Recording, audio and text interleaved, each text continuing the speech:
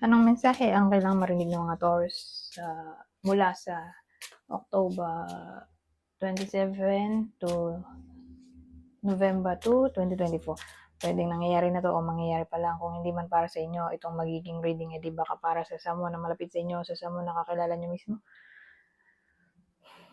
Baka may lumabas na gender mamaya, gawin nyo na lang energy, masculine at feminine energy. Pwede rin naman na huwag nyo napansinin ng gender.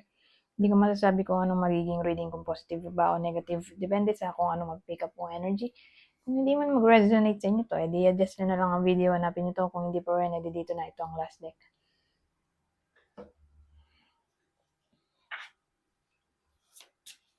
Ay, Diyos ko, nahulog to.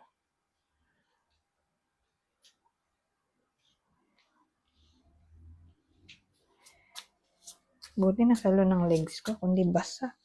OMG.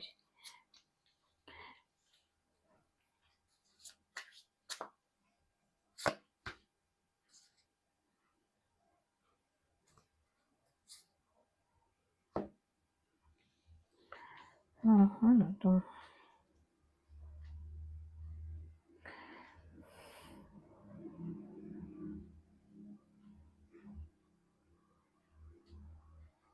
Kasi ang dating dito, may iba sa inyo o someone na kakilala nyo. O baka person nyo to, case to case basis. Basta may dito parang young energy na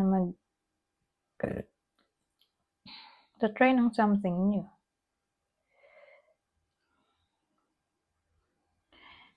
Kasi ang pangit nitong combination parang may wish siya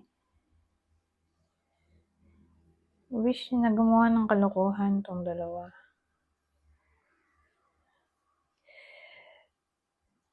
Tingnan natin kung pera ba to o relasyon. Parang may wish siyang gustong makuha pero pwede mag-lead sa conflict. Needle ulit. Ano ba to?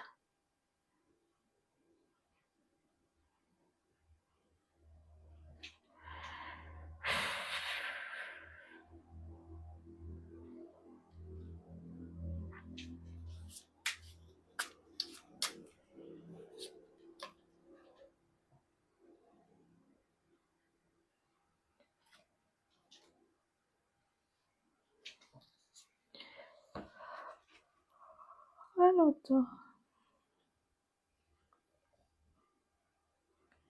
Well, sa case na to, babae yung babaeng single. Whether kayo to o kakilala nyo. Kasi parang may masama siyang motibo Ano siya dito, medyo narcissistic in a way na selfish. Gusto niya mag-have fun.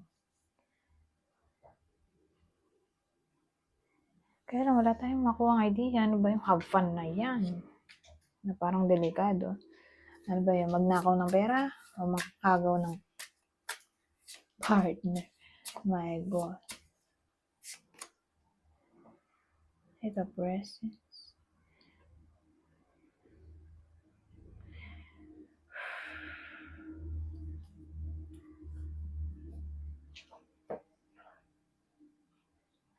Ayan, no? Na ito, pentacles ang lumabas.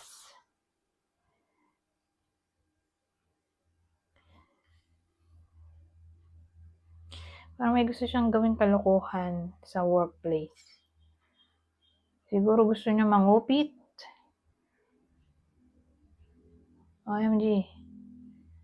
Parang may gusto siyang gawing anomalya ba? Whether mag-steal. Ewan ko, basta hindi maganda yung motibo ng babaeng to. Yung babae single siya.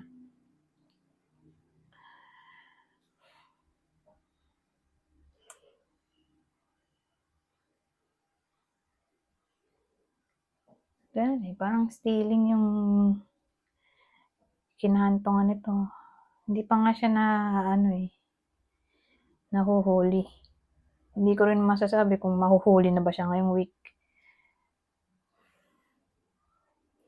Pero parang nagdala ako siya ng pera o product. O pwede mabalitaan yung tungkol dito. Na may someone na gumagawa ng anomalya sa workplace. Pwede sa workplace nyo mismo o workplace ng kakilala nyo. Pwede may magchika tungkol sa inyo na ganito nga yung nangyayari. May babae na may gumagawa ng anomalya sa workplace niya, ganun. So, pwede sa mismong workplace nyo. O kung di applicable yun, wala kayong work. Pwede sa, halimbawa, sa kakilala nyo, workplace ng kakilala, anak, jowa. So, case to case basis. Pero yung theme mo subject, yung makakarating sa inyong info ay tungkol sa gano'n nga, babae, single, ginagawa siyang anomalya sa workplace.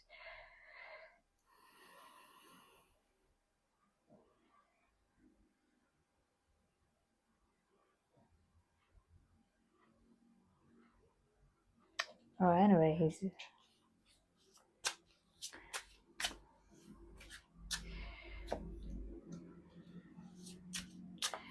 ano pang masasabi nito? Cyclist. Yung voice is baligtad. Itong cyclist. Upright. Ano yun?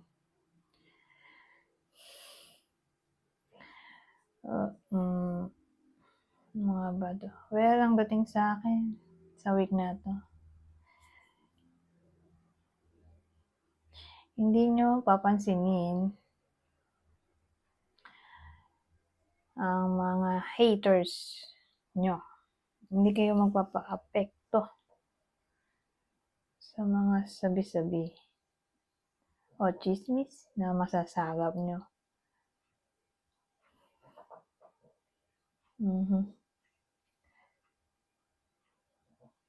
Kasi magiging determined yung iba sa inyo. Tapusin ang ginagawa niya, no matter what. Kailangan matapos. Kaya hindi kayo basta-basta magpapa-apekto, magpapa-distract. Kasi may gusto nga kayong matapos. So, asahan natin magiging productive ang week ng iba sa inyo. Devoted kayo sa trabaho nyo o sa kung ano mang ginagawa nyo.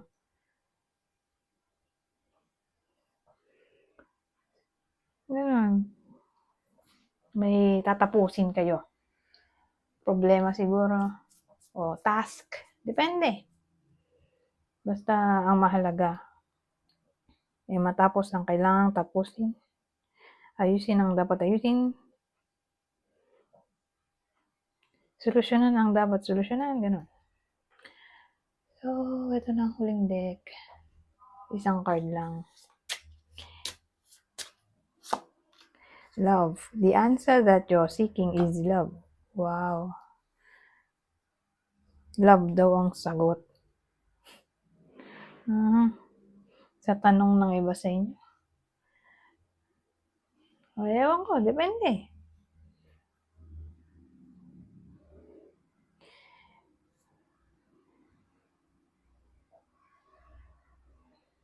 Ewan ko anong tanong sa isip nyo. Pero ang sagot ay love. So, ganun eh. May isip kayo. O magiging problema at ang sagot ay love. Diba? Baka peace. Anyways, hanggang dito na lang. Goodbye po na.